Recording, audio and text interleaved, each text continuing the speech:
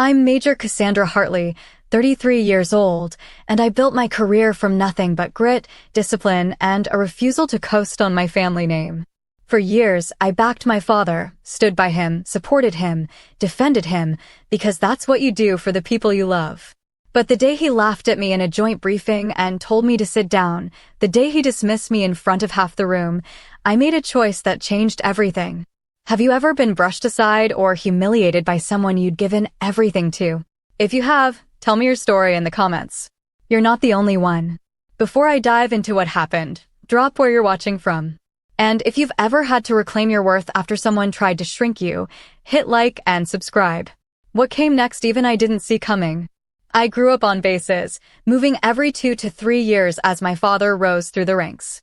By the time I turned 10, he was already a lieutenant colonel. By high school, he had his first star. The houses changed, the landscapes shifted from desert to pine forests to flat coastal plains, but the rhythm stayed the same. Reveille at 0600, the smell of fresh-pressed uniforms, the sharp cadence of boots on pavement outside our quarters. He taught me discipline, structure, and how to read a room full of officers. I learned to stand straight during ceremonies, to keep my voice level when addressing senior personnel, to understand the invisible language of rank insignia and unit patches. I gave him loyalty, obedience, and the kind of admiration only a military kid can have. I believed he was building something in me, shaping me for a purpose I'd understand later. He gave me expectations, not affection, but I didn't understand that imbalance until much later. Dinner conversations revolved around tactical doctrine or leadership principles. He'd quiz me on chain of command structures while my mother set the table. When I brought home good grades, he'd nod once and say, "That's baseline." When I won a school debate competition, he said, "Rhetoric matters less than action." I kept trying harder, thinking the praise would come eventually. He assumed I'd stay a civilian or at most join as enlisted. I heard him tell his peers at backyard barbecues that I'd probably go into teaching or healthcare, something appropriate for a woman with her intelligence. He never asked what I wanted. I quietly worked toward an officer slot, taking ROTC courses in college, excelling in physical fitness tests, studying leadership theory and military history until I could recite joint doctrine in my sleep. I commissioned as an Air Force second lieutenant at 23. I sent him updates, photos from training, academic awards. He gave brief nods. I emailed him when I finished survival school, when I qualified expert on the range, when my commander wrote me a letter of commendation for a training exercise. His responses came in single sentences. Good. Keep working. Don't get comfortable. I gave enthusiastic reports. He gave silence. My mother would call separately to tell me he was proud, but I never heard it from him. I specialized in reconnaissance and precision long gun work. The path wasn't conventional. Most officers in my year group went into operations, logistics, or acquisitions. I requested assignments that put me in the field, that required additional schools, that built skill sets the Air Force didn't advertise in recruiting brochures. I spent months in advanced marksmanship programs, learned to calculate windage and elevation adjustments in my sleep, studied meteorology and ballistics until I could predict bullet trajectory in shifting conditions. Years of rotational deployments, classified schools, and joint tasking qualifications eventually earned me a reputation inside certain circles, a reputation that never reached him. I worked with Army Special Operations units, trained alongside Marine Scout snipers, participated in exercises where the participants never appeared in official photographs. My performance reviews included phrases like, "exceptionally discreet," and "demonstrates mature judgment beyond her years." By the time I made captain at 28, I'd been read into programs my father's clearance level couldn't touch. At home, I was still his daughter, not Captain Cassandra Hartley, and certainly not Ghost 13, the quiet specialist teams requested for operations requiring both clearance and calm hands. The call sign came from a Navy SEAL I'd supported on a joint operation. He'd watched me take 3 consecutive shots in low visibility, each one precisely on target, and said I moved through missions like a ghost. The 13 was for the number of critical operations I'd supported without a single compromise. Within certain communities, the name meant reliability. Outside those circles, it meant nothing. I showed up for every holiday dinner when able. Took leave to fly home for Thanksgiving and Christmas, sat through meals where my father dominated conversation with stories from his command. Sent money to help my parents renovate the house when my mother mentioned the roof needed work. Took care of errands during his temporary duty assignments, driving my mother to appointments, handling paperwork, making sure utilities stayed current. He offered me occasional critiques of my career, rarely a compliment. Over coffee one morning, he told me I should consider transferring to a more visible career field. At a family gathering, he introduced me to a brigadier general friend as my daughter. She does intelligence work, not quite sure what exactly. When I mentioned a successful mission in vague terms, he said, "Support roles are necessary, I suppose." I kept trying to earn approval that never came.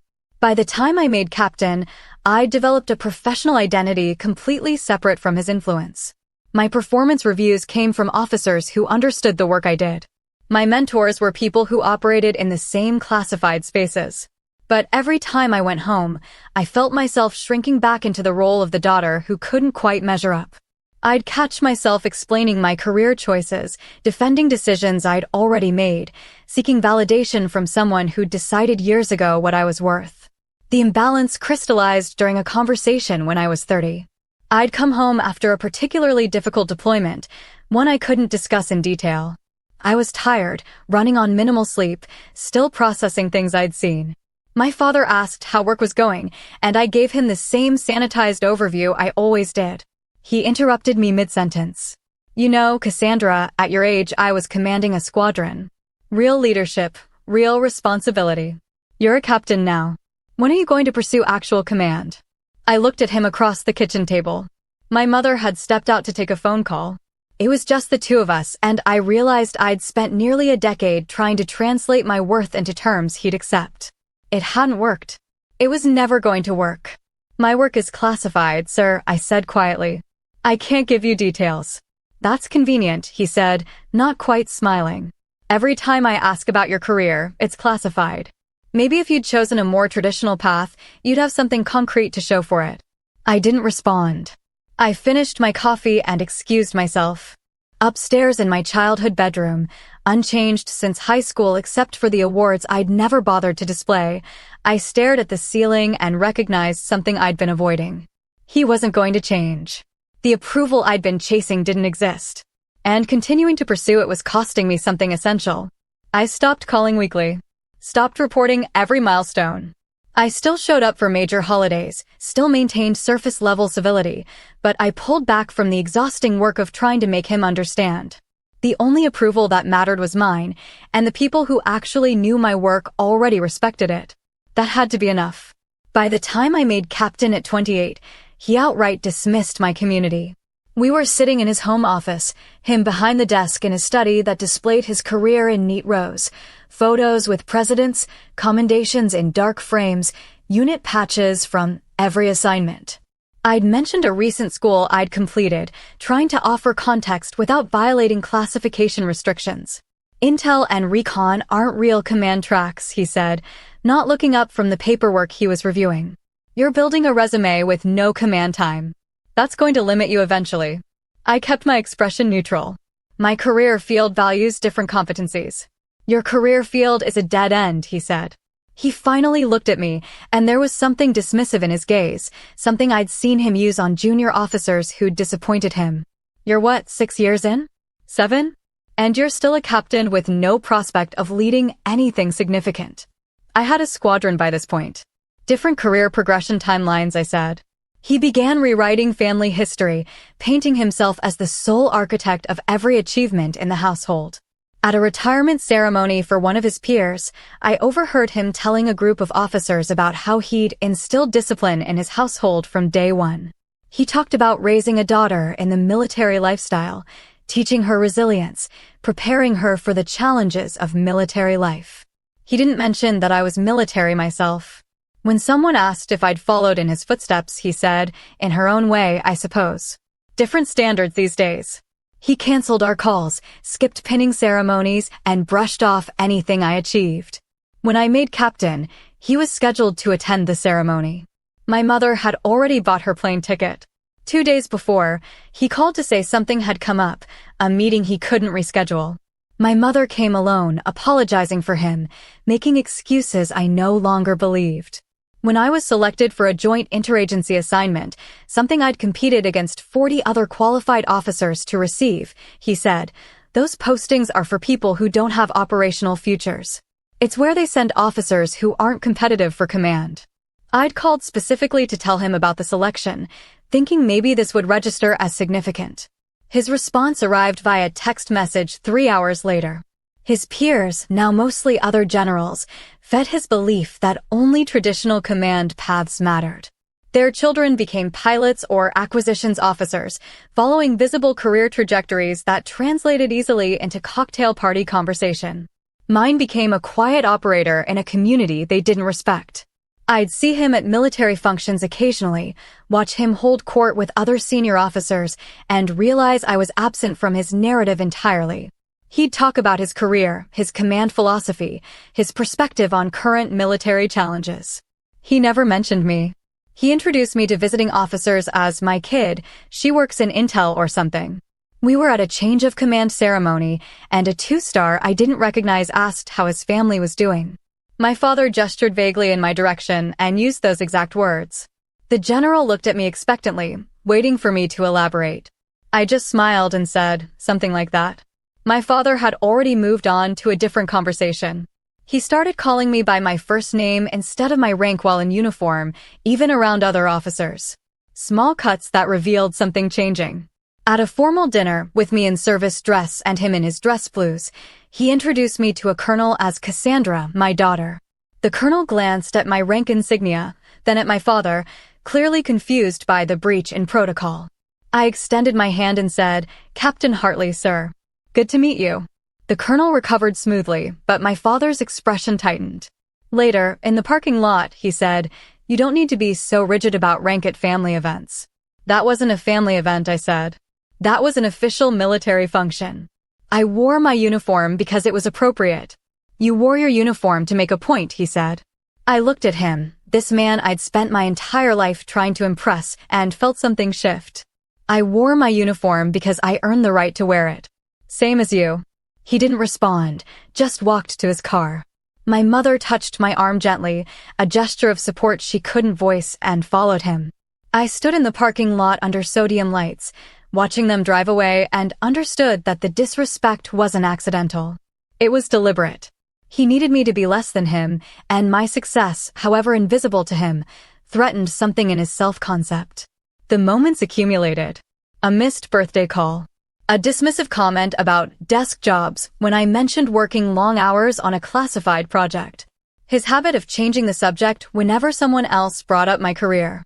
The time he told my cousin Mia that I'd never really figured out what I wanted to do, while I was standing 15 feet away in uniform with a chest full of ribbons he'd never asked about. I stopped expecting anything different. The disrespect had become so routine that its absence would have been remarkable. A multi-branch briefing brought my unit, Navy teams, and senior leadership into the same auditorium at MacDill Air Force Base. Joint operations had become more frequent, and this particular briefing covered emerging theater challenges that required cross-service coordination. The room held maybe 200 people: Air Force, Army, Navy, Marines, mix of enlisted and officer, everyone from E6 up through 08. I sat in the second row with my unit commander, Lieutenant Colonel Rourke, and 2 other officers from our operations section. My father was somewhere in the back with the other general officers, in the elevated seating area reserved for 07 and above. I'd seen him when I walked in, caught his eye briefly. He'd given me the same nod he'd give any junior officer, nothing personal in it. The briefing was technical, focused on intelligence integration and targeting protocols. About 40 minutes in, the doors at the rear of the auditorium opened. A Navy captain walked in mid-presentation, moving with the direct purposefulness of someone who didn't have time for protocols. He was built like most SEALs I'd worked with, compact and efficient, with close-cropped hair and eyes that scanned the room with tactical assessment.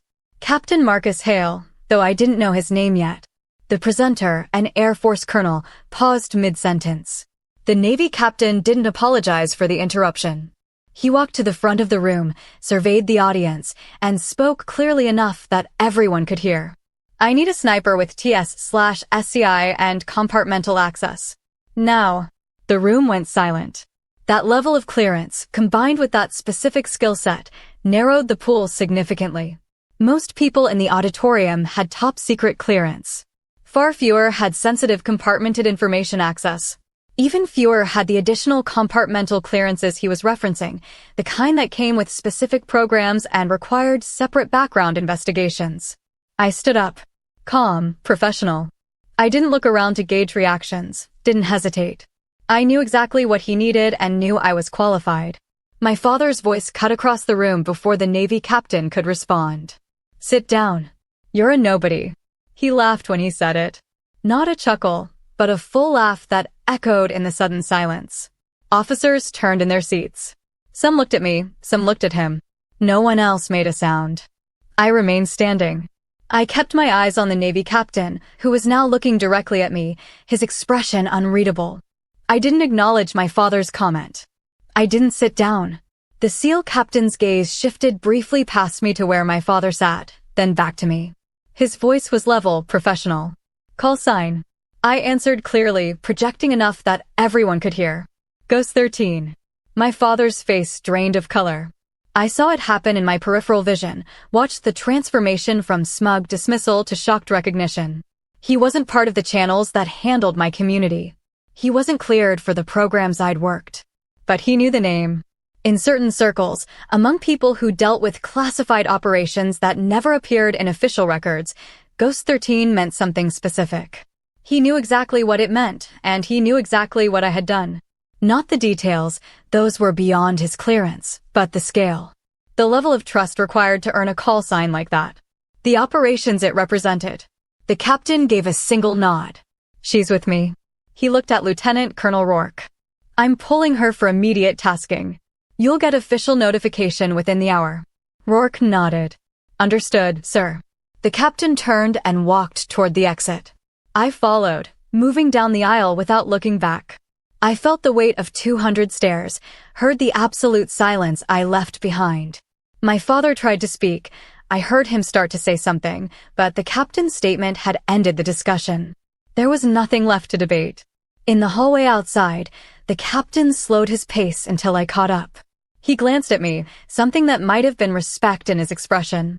Your father, he asked quietly. Yes, sir. He didn't know? No, sir. Different clearance levels. Different channels. He nodded slowly. That was a hell of a way to find out. We walked in silence for a moment. Then he said, I've read your file. Worked with people who've worked with you. You're exactly what I need for this operation. 3-day tasking, wheels up in 6 hours. Interested? Yes, sir. Good. Let's get you briefed. That was the moment our relationship fractured beyond repair. Not because of what I did, but because of what he'd revealed about himself in front of 200 witnesses. He'd tried to humiliate me publicly, to reassert dominance in the one arena where his rank should have guaranteed it. And he discovered that authority and respect aren't the same thing, that the power he'd assumed was absolute had limits he hadn't imagined. I didn't feel triumphant walking out of that auditorium. I felt tired and sad and something like relief. The pretense was over. No more trying to translate my worth into his language. No more shrinking myself to fit his expectations. He knew who I was now, and the knowing had cost him something he couldn't recover. My father didn't speak to me after the briefing. Not that day, not the week after. I completed the 3-day operation with Captain Hale's team, a precision operation that went exactly as planned, then returned to my regular duties. The official notification Lieutenant Colonel Rourke received praised the interagency cooperation and specifically mentioned my performance. Rourke forwarded it to me with a brief note, "Well done, Ghost." My mother left a message saying my father was confused. I let it sit in my voicemail for 2 days before listening to it. Her voice was careful, diplomatic in the way of military spouses who'd spent decades navigating command politics. Honey, your father is. He's having trouble processing what happened at the briefing. He'd like to talk to you when you have time. Call when you can. I didn't call. There wasn't confusion to clear up. He'd humiliated me publicly, and the room full of witnesses had watched his certainty collapse. That wasn't confusion. That was consequence. I ran into CMS GT Elena Brooks in the hallway outside my office 4 days later. She was my unit senior enlisted leader, a career intelligence specialist who'd been in for 26 years and had forgotten more about reconnaissance operations than most officers would ever learn. She had a reputation for directness that officers either appreciated or feared. "Got a minute, Ghost?" she asked. We stepped into an empty conference room. She closed the door and leaned against the table, arms crossed. "Word travels," she said. "About what happened at MacDill." I figured. "Your father's a major general." "Yes." "And he didn't know who you were professionally." "No." She studied me for a long moment. Some men collapse when they learn their shadow isn't the biggest one in the room. It wasn't meant to comfort me, but it clarified something I hadn't wanted to face. My father had built his identity around being the most accomplished person in any space he occupied. His authority had been unquestioned for so long that he'd stopped distinguishing between rank and respect, between position and actual influence. And I'd existed in his narrative as a supporting character, someone whose role was to reflect his success, not generate my own. "He'll either grow from this or he won't," Brooks continued. "But that's his choice, not your responsibility. You've built something real, Ghost. Don't let his inability to recognize it diminish what you've done." "I appreciate that, Chief." "One more thing," she said, moving toward the door. "That SEAL Captain? Hale?" He sent a message through channels. Said you were the most professional operator he'd worked with in 5 years, and if we ever want to loan you out again, he'll make it happen. That's rare praise from that community. She left before I could respond. I sat alone in the conference room, staring at the bland military issue furniture, and let myself acknowledge what I'd been avoiding. I replayed years of missed ceremonies, brushed off achievements, and his condescending tone.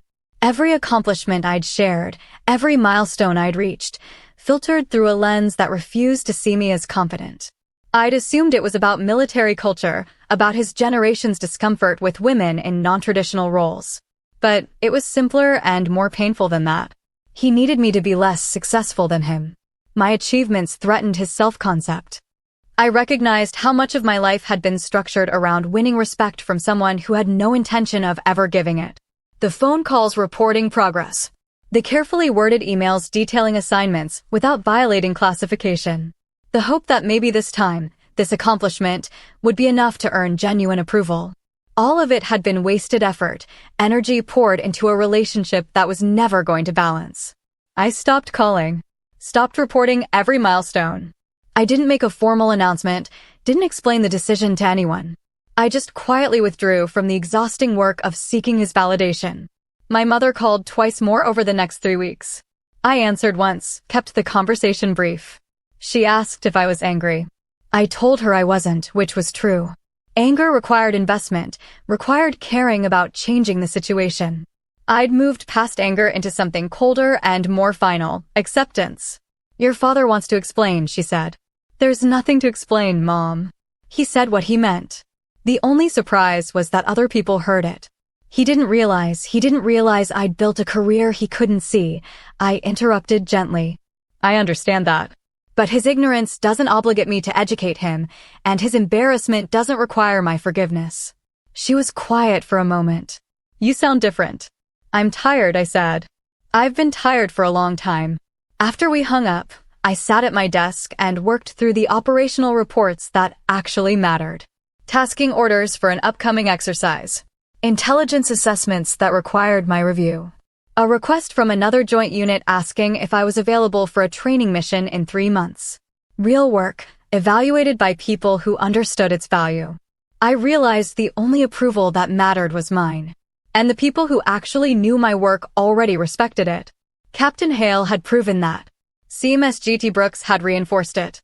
Lieutenant Colonel Rourke signed my evaluations with language that would carry weight with promotion boards. That was enough. That had to be enough. The shift wasn't dramatic. No confrontation, no closure conversation. Just a quiet boundary drawn, a decision to stop performing for an audience that refused to watch. I'd spent a decade trying to be visible to him. Now I'd let myself disappear from his narrative entirely, and the freedom that came with that choice felt like finally setting down a weight I'd carried so long I'd forgotten what it felt like to stand up straight. When my father sent a terse message demanding an explanation for humiliating him, I waited 2 days before responding. The message came through email, which told me something. He couldn't pick up the phone, couldn't have the conversation directly. He needed the distance that text provided. His email was 3 paragraphs long. The first explained that he was owed respect as both a general officer and my father. The second detailed how my actions at the briefing had undermined his credibility with peers and subordinates. The third demanded I provide context for how I'd obtained clearances and qualifications he hadn't been informed about. I read it twice, let it sit, then wrote a single-sentence reply. My work is classified. You are not read in. I will not justify my service. I sent it and closed my laptop. No emotion. No apology. No lengthy explanation of why his demand was inappropriate on multiple levels. Just the boundary, stated clearly. His reaction came through multiple channels over the next week. My mother called, her voice strained. He's very upset, Cassandra. He feels you're being insubordinate. I'm not in his chain of command, I said. Insubordination isn't possible. You know what I mean. I do. And my answer stands. He doesn't have the clearance to know what I do.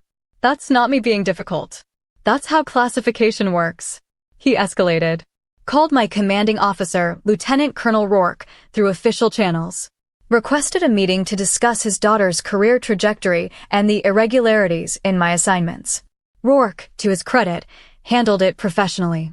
He called me into his office, closed the door, and leaned back in his chair. Your father contacted me, he said. I figured he might. He wanted to know why you have clearances beyond his level. He wanted to know why you were pulled for that SEAL operation. He wanted to know, in his words, how an O3 captain obtained access to programs that general officers aren't read into. What did you tell him? I told him that personnel assignments and clearance levels are determined by operational requirements and mission needs, not by rank. I told him that questions about specific programs need to go through proper channels, which in this case means counterintelligence and program security offices he has no authority to contact. And I told him that any further inquiries about your career need to come from you directly, not through your chain of command. How did he respond? He didn't like it. Rourke smiled slightly. He tried to leverage rank. Suggested that as a major general, he had a right to oversight of Air Force personnel assignments.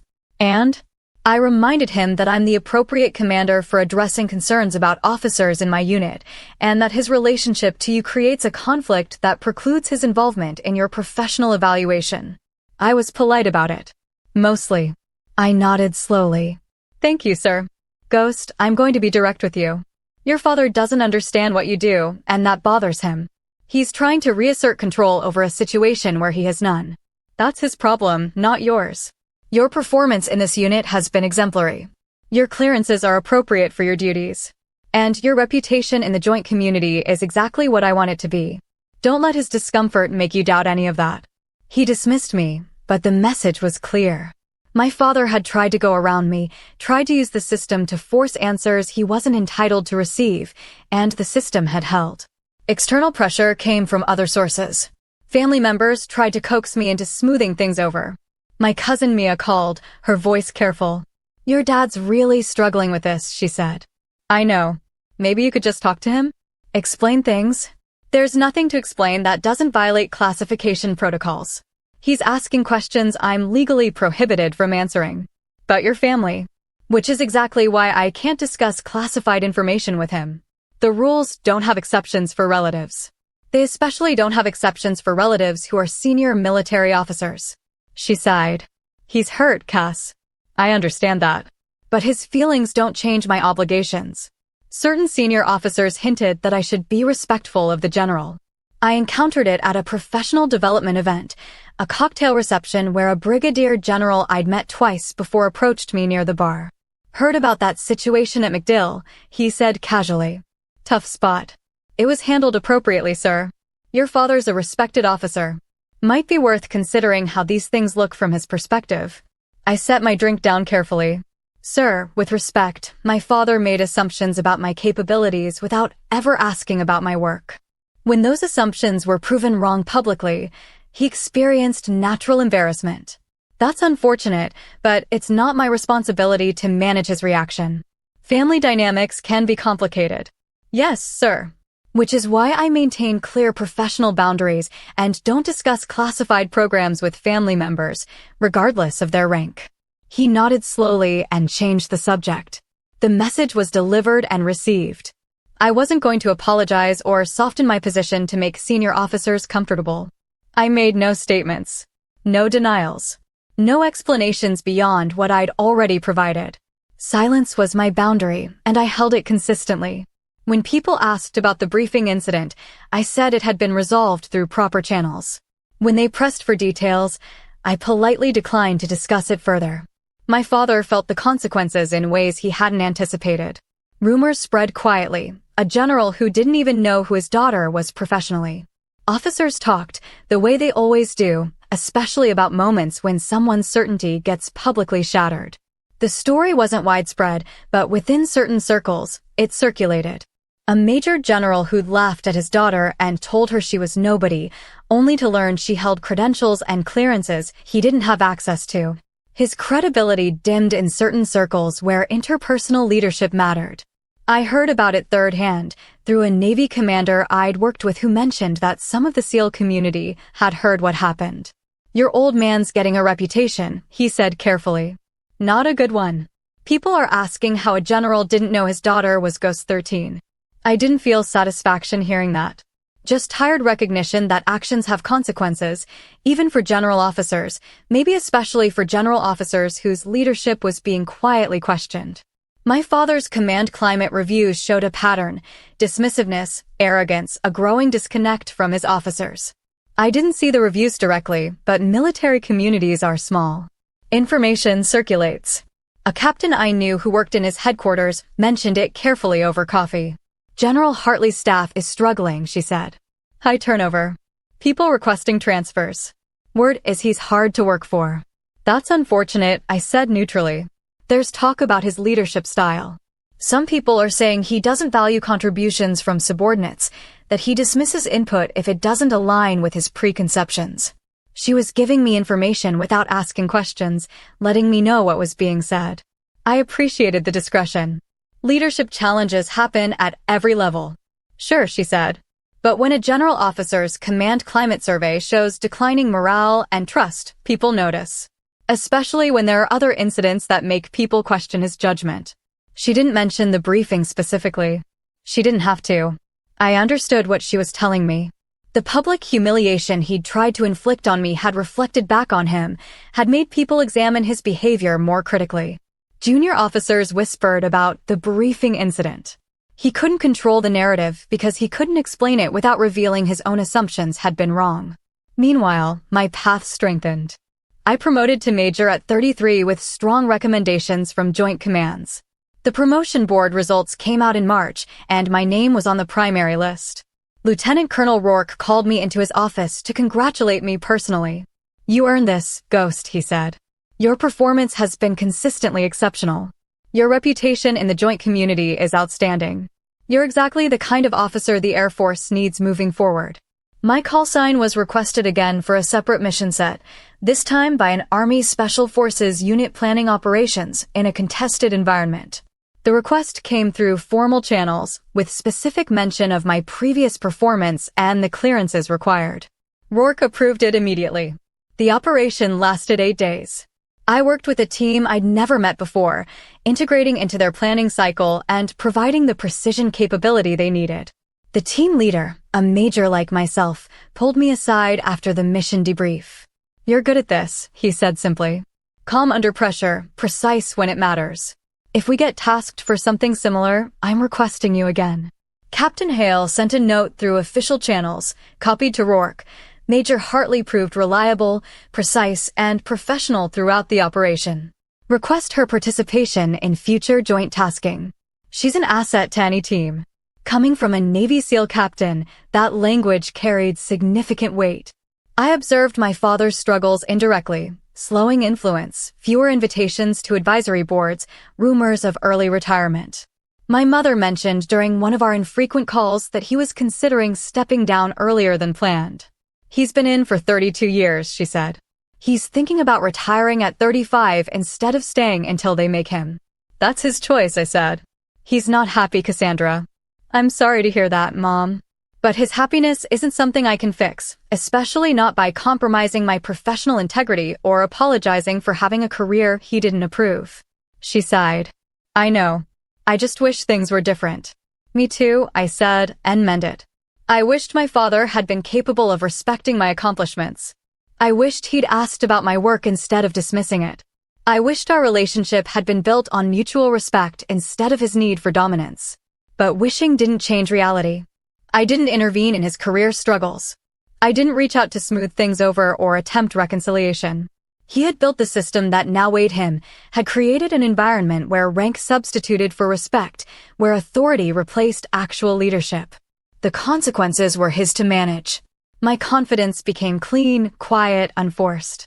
I moved through my work with the same precision I'd always had, but without the underlying anxiety about proving myself to someone who refused to see me. My performance reviews were strong. My assignments were challenging and meaningful. The operators I worked with trusted me, and that trust was earned through demonstrated confidence, not inherited through family connection. I no longer needed him to understand my worth. That realization settled into my bones slowly, became part of how I moved through the world. At professional events, I introduced myself by rank and name, let my work speak for itself. When people asked about my career, I gave straightforward answers without hedging or minimizing. When someone praised my performance, I accepted the compliment with simple thanks instead of deflecting. The change was internal, mostly invisible to others. But I felt it in every interaction, every decision, every moment when I chose my own judgment over his imagined criticism. I'd spent years trying to translate my worth into his language. Now I spoke my own language and let him struggle with the translation.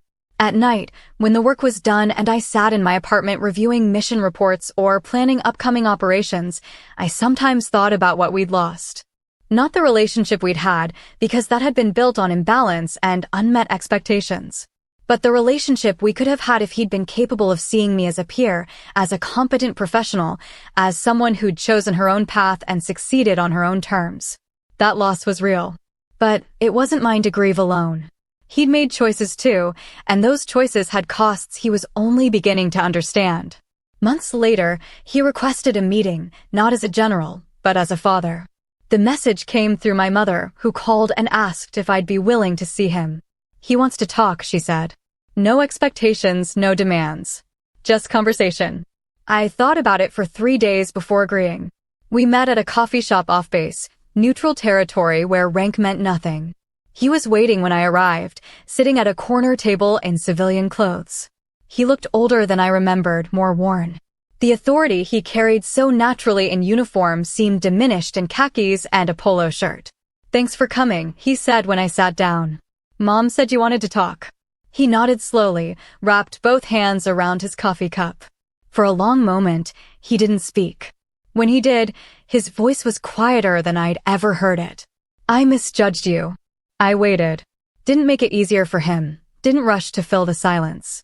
For years, he continued, I thought I understood your career. I thought you were doing support work, intelligence analysis, something safe and routine. I thought you'd chosen an easy path. You never asked what I actually did, I said evenly. No, I didn't. He met my eyes finally. I assumed. And I let that assumption become certainty without ever checking if it was true. That was arrogant. Yes, it was. At the briefing, when you stood up and gave that call sign. He shook his head slowly. I knew that name. Not from anything classified, but from conversations I'd overheard, comments from SOCOM officers, the way certain people talk about operators they trust. I knew what it meant, and I realized I'd been completely wrong about who you were professionally. You humiliated me publicly, I said. You told a room full of officers I was nobody. You laughed when you said it. I know. He looked down at his coffee. I was trying to reassert control. You standing up challenged my authority in front of my peers, and I reacted defensively. It was wrong. It was more than wrong. It revealed what you actually think of me. Not just in that moment, but consistently. Every dismissive comment, every missed ceremony, every time you minimized my work, that briefing just made it public. You're right. His voice was rough. I've spent the last 6 months trying to understand why I did that, why I needed you to be less successful than you are. My therapist says it's about ego, about needing to be the most accomplished person in my family to feel secure. You're seeing a therapist? Mandatory, actually. My command climate survey was bad enough that I was required to complete leadership counseling. The therapist was recommended as part of that process. He smiled bitterly. Turns out being a general doesn't make you a good leader. Those are different skills. I didn't respond. Let him continue. I'm retiring, he said. 33 years in September. I could push for 35, maybe make a third star, but honestly, I'm tired. And I'm not sure I'm the kind of leader the Air Force needs anymore. That's your decision to make. I'm not asking for forgiveness, he said. I don't think I've earned that, and I'm not sure I ever will. But I wanted you to know that I understand what I did was wrong. And I'm trying to be better, even if it's too late for us. We sat in silence. Around us, the coffee shop continued its routine, espresso machine hissing, conversations overlapping, the mundane normality of civilian life that felt distant from the careful conversation we were having. What do you want from me? I asked finally. I don't know, he admitted. Maybe nothing. Maybe just for you to know that I see you now, really see you, and I'm sorry it took public humiliation for that to happen. I thought about what Elena Brooks had said. Some men collapse when they learn their shadow isn't the biggest one in the room. My father was trying not to collapse completely, trying to build something from the rubble. That took a kind of courage I hadn't expected from him. I can't give you absolution, I said. And I can't go back to trying to earn your approval. That dynamic was unhealthy, and I won't recreate it. I understand. But I can offer limited contact. Occasional conversation. Updates on a schedule that works for both of us, with clear boundaries about what we will and won't discuss. I'll take that, he said quickly. My work stays classified. You don't get details, explanations, or special access. If you're not cleared for something, that's final. No arguments. Agreed. And respect must be shown, not assumed. You don't get to dismiss my career or minimize my accomplishments because they don't fit your understanding of military service. If you can't respect what I do without understanding the specifics, then we don't discuss it at all. That's fair. I studied him across the table, this man who'd shaped so much of my early life, and then failed to recognize what I'd become. He looked diminished, humbled in ways I'd never imagined seeing. Part of me felt vindicated. Part of me just felt sad. This doesn't fix what happened, I said. I know. And it doesn't mean our relationship goes back to normal. There is no normal to go back to. We're building something new, and that takes time. I have time, he said. And I'd like to try if you're willing. We finished our coffee. Made plans to talk again in 2 weeks, a phone call with no pressure or expectations. He thanked me for coming and didn't try to hug me or create artificial closeness. Just a handshake, formal and appropriate, and then I left. Driving back to base, I felt something complex and unresolved. Not forgiveness, exactly. Not trust. But maybe the beginning of understanding that people can change, slowly and imperfectly, if they're willing to face what they've done. Whether my father could sustain that change remained to be seen. Years later, I'm a respected major with joint credentials and a reputation built quietly, cleanly, on merit. I've worked operations across 3 continents, supported teams from every service branch, and built a record that speaks for itself. My performance reviews consistently rank me in the top tier. My clearances have expanded as operational requirements evolved. My call sign is recognized in communities that matter. My unit trusts me. Lieutenant Colonel Rourke moved on to a colonel's position at Air Combat Command, but before he left, he told me, "You're the standard I measure other officers against, Ghost. Don't let anyone diminish that."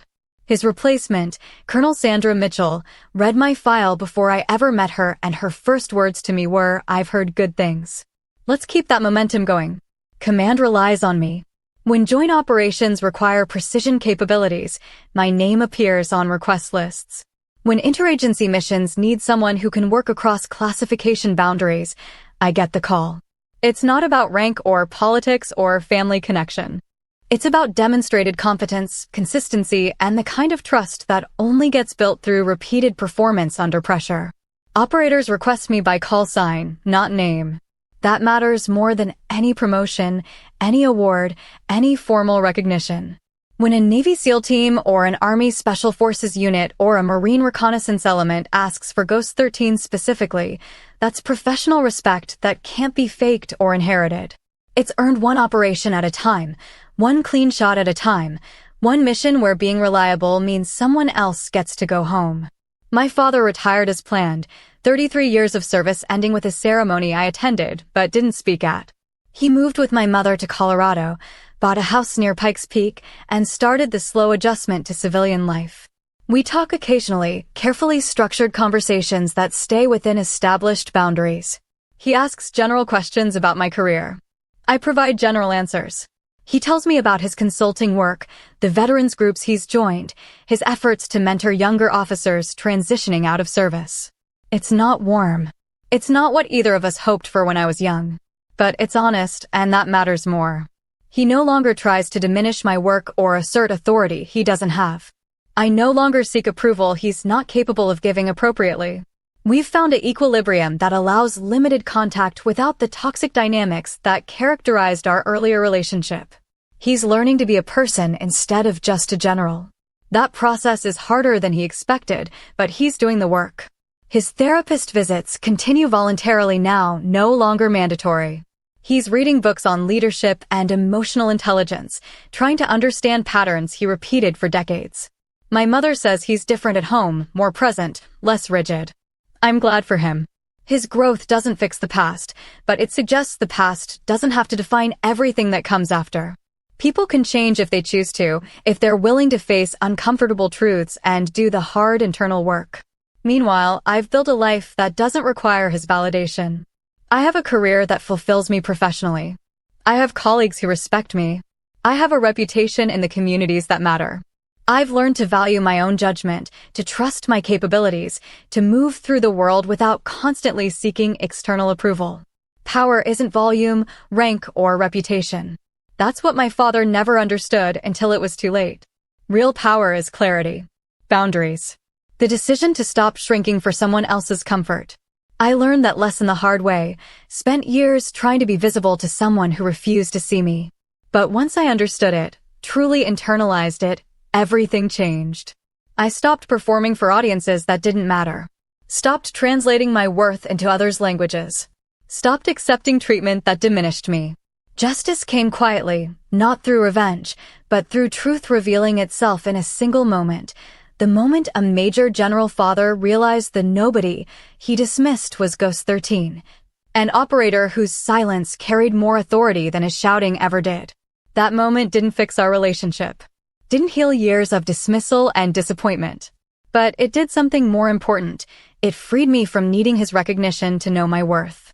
Now, when I stand in briefing rooms or operational planning sessions, when I work with teams who request me specifically, when I take positions that require precision and trust, I don't think about what my father would say. I don't wonder if he'd approve or if this would finally be enough to earn his respect. I just do the work. I serve with integrity, operate with precision, and build relationships based on mutual respect and demonstrated confidence. And at the end of the day, when I review mission reports and prepare for the next tasking, I know something my younger self desperately needed to learn. The only approval that truly matters is the approval you give yourself, and the respect you earn from people who actually understand your work. My father learned that lesson too, eventually. He learned it publicly, painfully, in front of 200 witnesses who watched him realize his daughter wasn't the person he'd imagined. Some lessons only stick when they cost something. His cost him his certainty, his unquestioned authority, and the comfortable illusion that rank equals respect. Mine cost me years of effort trying to earn something that was never going to be freely given. But we both learned. And in the end, that's what matters. I'll write part 9 as a 3,000-word section set 10 years later. 10 years after the briefing incident, I'm a lieutenant colonel with 16 years of service and a career trajectory that looks nothing like what I imagined at 23. I command a joint reconnaissance unit at Langley Air Force Base, overseeing 43 personnel across 3 specialties: signals intelligence, human intelligence support, and precision tactical operations. My call sign follows me still, though fewer people use it now that I'm in a command position. Ghost 13 has become more legend than active operator, a name that surfaces in conversations between people who worked certain missions during certain years. My office overlooks the flight line. I can watch F-22s take off while reviewing personnel evaluations or operational plans. The view reminds me why I joined, why I stayed, why the work matters beyond the politics and bureaucracy. There are days when command feels like being buried in administrative requirements and risk assessments. Then something happens, a mission gets approved or an operator returns successfully from a difficult tasking, and I remember what we're actually doing. Lieutenant Colonel Cassandra Hartley. 05. Eligible for promotion to colonel in 2 years if the board goes well. My record is strong. Successful command time, joint qualifications, operational experience that spans 4 theaters, recommendations from officers across 3 services. I've built exactly the career I wanted, even if the path looked nothing like traditional advancement. My father is 71 now, a decade into retirement. He and my mother still live in Colorado Springs, their house positioned so they can see the Air Force Academy from the back porch. He volunteers at the academy occasionally, mentoring cadets, speaking to leadership classes, trying to pass along lessons he learned too late in his own career. My mother says he's different now, genuinely different, not just performing improvement, but actually transformed by the decade of work he's put into understanding his failures. We talk monthly. Video calls, usually Sunday afternoons when both our schedules allow. The conversations last 30 to 40 minutes, never longer. We discuss books we've read, documentaries we've watched, general military news that's public knowledge. He asks about my health, my career satisfaction, whether I'm taking care of myself. I ask about his consulting work, the cadets he mentors, how he's managing his blood pressure. It's cordial, careful, bounded by rules we don't discuss, but both respect. He's never asked me to explain what happened in that briefing room. Never requested details about Ghost 13 or the operations that earned me the call sign. He's learned, slowly and with obvious effort, that some things aren't his to know. That accepting his daughter means accepting there are parts of her life he'll never access, and that's appropriate rather than insulting. 3 months ago, he called outside our normal schedule. A Tuesday evening, my phone ringing while I was finishing paperwork at home. I almost didn't answer. Seeing his name on the screen triggered a reflexive caution born from years of difficult conversations. "Cassandra," he said when I picked up. "Do you have a few minutes?" "What's wrong?" "Nothing's wrong. I wanted to tell you something before you heard it elsewhere." He paused, and I heard something in his voice I couldn't identify immediately. The Academy asked me to give the keynote address at their leadership symposium next month. They want me to speak about command climate, ethical leadership, lessons learned from mistakes. I said yes. I set down my pen. "That's good. You'll do well. I'm going to talk about you," he said. Not by name, not with identifying details, but about what happened between us. About how I failed as a leader and as a father by dismissing someone's capabilities because they didn't match my expectations. How that failure cost me credibility and damaged someone I should have been supporting. I was quiet for a long moment, processing what he was saying. "I wanted to ask your permission first," he continued. "I know it's my story to tell in terms of what I did wrong, but it's your story too. If you're not comfortable with me discussing it publicly, even without naming you, I'll find a different topic." "Why do you want to talk about it?" "Because it's the most important leadership lesson I ever learned," he said simply. "And because cadets need to hear that rank doesn't protect you from being wrong, that authority without respect is hollow, and that the people you underestimate might be the most capable ones in the room." I spent 33 years believing rank was enough. It took losing my daughter's respect to understand that leadership is something you earn continuously, not something you deserve automatically. "You haven't lost my respect completely," I said carefully. "It's changed. It's conditional now. But it exists. I know. And I'm grateful for that, more than I've probably expressed." He cleared his throat. "So, do I have your permission?" "Yes," I said. "Tell the story. If it helps younger officers avoid making the same mistakes, that's valuable." "Thank you." We talked for a few more minutes, then ended the call. I sat in my living room afterward, lights dim, thinking about the man my father had been and the man he was becoming. The transformation wasn't complete. Maybe it never would be. But the fact that he'd asked permission, that he'd recognized my stake in the narrative, suggested growth I'd once thought impossible. Last month, I attended a joint operations conference in Tampa, near MacDill Air Force Base. The irony wasn't lost on me. Different building, different year, but the same geographic area where my relationship with my father had publicly fractured. I was there to present on integration challenges in joint reconnaissance operations, a technical briefing that drew maybe 70 people. Captain Marcus Hale was in the audience. Now Commander Hale, an O5 like me, still with the SEALs, but in a staff position that brought him to more conferences and fewer operations. We'd crossed paths occasionally over the years, maintained professional respect, but never developed a personal friendship. After my briefing, he approached me near the coffee station. "Colonel Hartley," he said. "Good presentation. You've clearly spent time thinking about the bureaucratic obstacles." "Commander Hale." "Thank you." And yes, when you're trying to get three services to share intelligence seamlessly, bureaucracy becomes the primary enemy. He smiled slightly. "I heard you took command of the reconnaissance unit at Langley. How's that going?" "It's going well. Different challenges than I expected, but good work." "You miss being operational?" I considered the question honestly. Sometimes. There's something clean about being the operator instead of the commander. You execute the mission, you trust your training, you come home. Command means you're responsible for 43 people's training, safety, career development, and mission success. The stakes feel heavier. But you're good at it. "I'm learning to be good at it," I corrected. "There's a difference."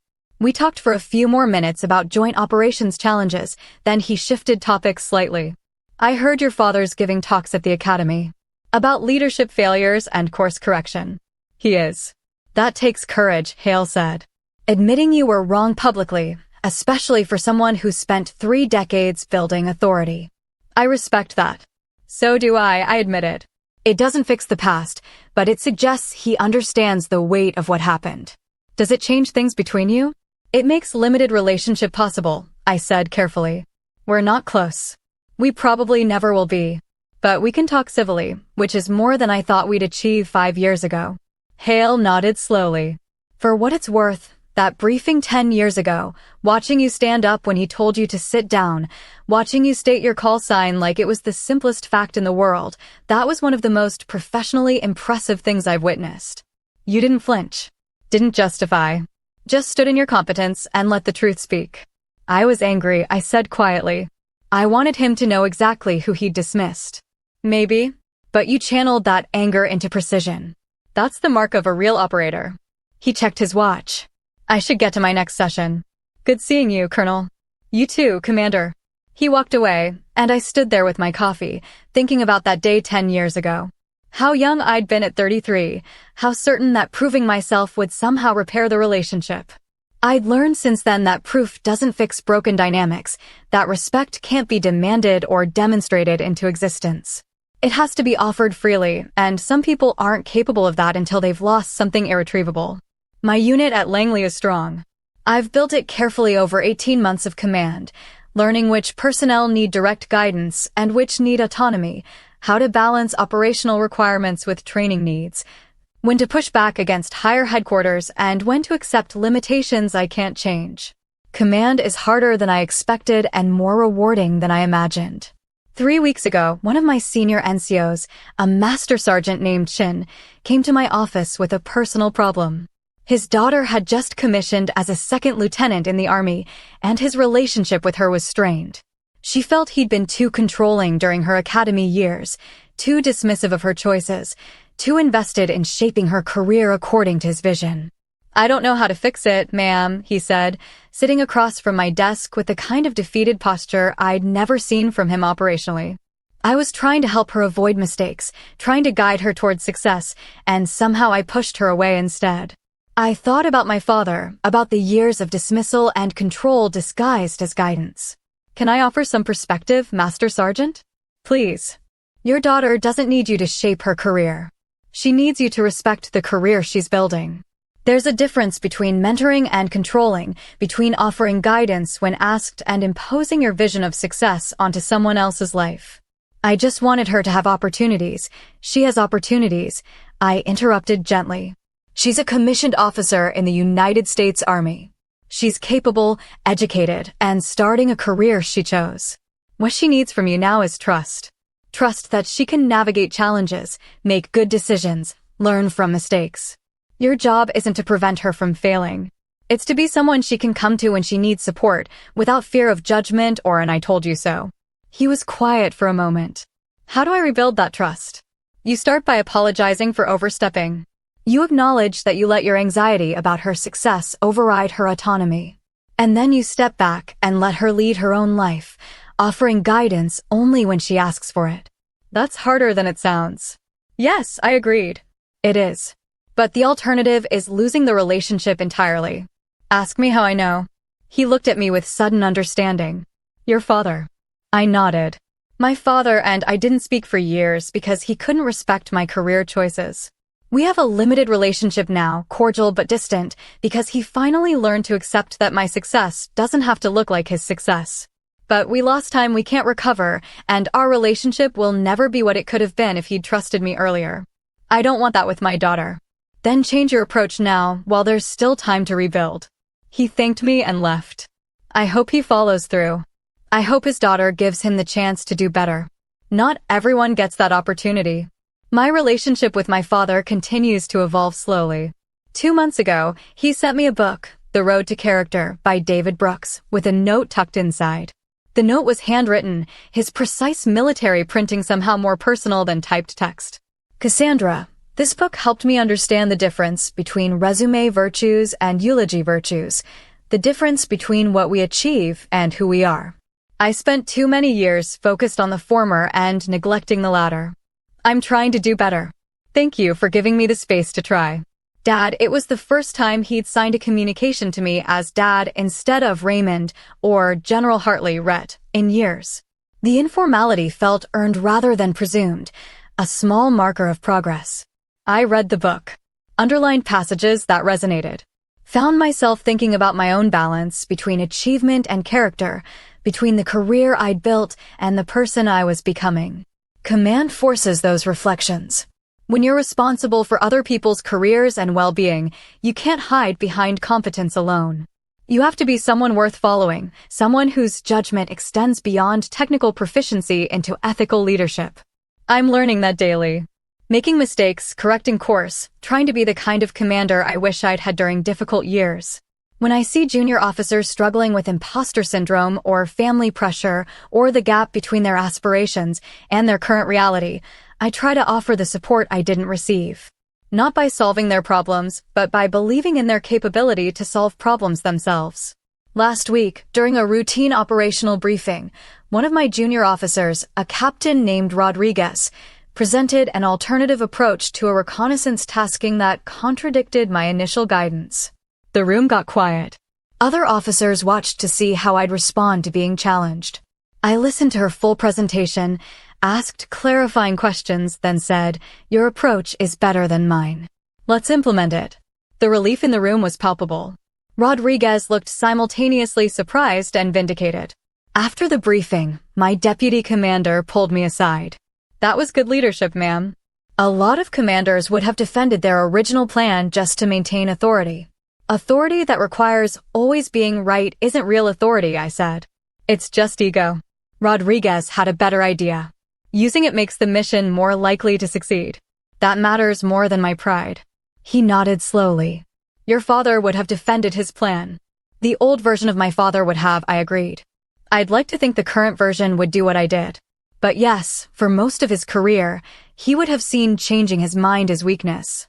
And you see it as strength. I see it as reality. Nobody has all the answers. Good leaders recognize good ideas regardless of where they come from. That night, during my monthly call with my father, I told him about the briefing exchange. He listened quietly, then said, "You're a better commander than I was. You don't know that. You've never seen me command. I know it because of how you handled that captain's input. I would have felt threatened by a junior officer contradicting me. I would have found ways to maintain my authority even if it meant using a suboptimal plan. You focused on the mission instead of your ego. That's maturity I didn't achieve until after retirement. You're being generous to me and harsh on yourself." "No," he said. "I'm being honest about both of us. You learned lessons I should have taught you but didn't. You became a leader despite my example, not because of it. That's an achievement, Cassandra. Don't minimize it. The conversation stayed with me. My father had spent a decade examining his failures, working to understand patterns he'd repeated for 33 years. The insight he'd gained came too late to change his active duty career, but maybe it wasn't too late to influence mine. Maybe his mistakes could become my advantage. His failures could inform my success. 2 weeks from now, I'm scheduled to attend his keynote address at the Air Force Academy Leadership Symposium. He doesn't know I'm coming. I debated telling him, decided the surprise was appropriate.